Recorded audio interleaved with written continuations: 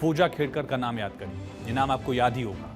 पूजा खेड़कर महाराष्ट्र में trainee IAS थी और विवादों में थी। जब जांच हुई तो कई सारे खुलासे हुए, मसलन फर्जी जाति प्रमाण पत्र पर खुलासा, फेक विकलांगता सर्टिफिकेट पर खुलासा, और इन सब ने फर्जी जाति प्रमाण पत्र पर एक नई बहस छेड़ दी। इसे लेकर कई तरह के सवाल भी उठ रहे हैं और इसी बीच एक ऐसा डेटा सामने आया जो और हैरान कर रहा है।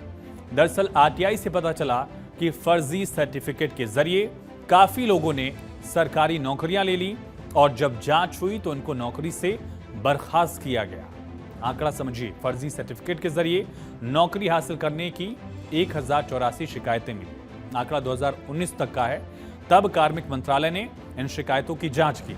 जांच में 92 कर्मचारियों के खिलाफ फर्जी प्रमाण पत्र की शिकायत सही पाई गई और कार्मिक विभाग के रिकॉर्ड के मुताबिक इन 92 कर्मचारियों को सेवा से बर्खास्त कर दिया गया। दरअसल पूजा खेड़कर का मामला जब सामने आया तो उसके बाद पता चला कि पूजा खेड़कर ही नहीं बल्कि कई लोगों ने फर्जी प्रमाण पत्र के जरिए नौकरियां ली। सरकार के अधीन 93 मंत्रालयों विभागों में से 59 के लिए आरटीआई रिकॉर्ड उपलब्ध कराए गए और इस रिकॉर्ड के अनुसार रेलवे में 339 शिकायतें ऐसी मिली, डाक विभाग में 259 शिकायतें मिली, शिपिंग मिनिस्ट्री में 202 शिकायतें, खाद्य सार्वजनिक वितरण 138 शिकायतें मिली। कार्मिक और प्रशिक्षण विभाग से जुड़े सूत्रों के मुताबिक इनमें से कई मामले अलग अलग अदालतों में भी लंबित हैं।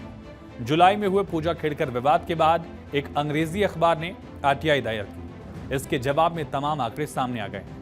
कार्मिक और प्रशिक्षण विभाग ने तत्कालीन बीजेपी सांसद रतिलाल कालिदास वर्मा की अध्यक्षता में SC/ST कल्याण के लिए जो संसदीय समिति थी उसकी सिफारिश के बाद 2010 से ऐसी शिकायतों का डेटा इकट्ठा करना शुरू किया और इस संबंध में कार्मिक और प्रशिक्षण विभाग ने 28 जनवरी 2010 को सभी मंत्रालयों को पहला संदेश जारी किया।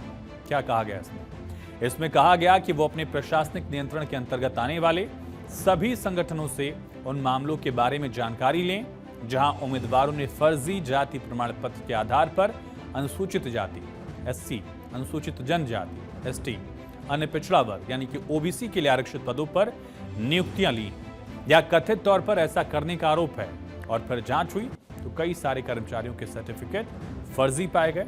ये बड़ा खुलासा हुआ है। हालांकि आंकड़ा कुछ साल पहले का है लेकिन आरटीआई से अब ये जानकारी सामने आई है। लेकिन सबसे अलहदा पूजा खेड़कर का मामला क्यों था? क्योंकि उन्होंने यूपीएससी का एग्जाम क्वालिफाई कर लिया था गलत सर्टिफिकेट्स के आधार पर और बाकी जो कर्मचारी थे ये अलग अलग मंत्रालयों में या विभागों में थे।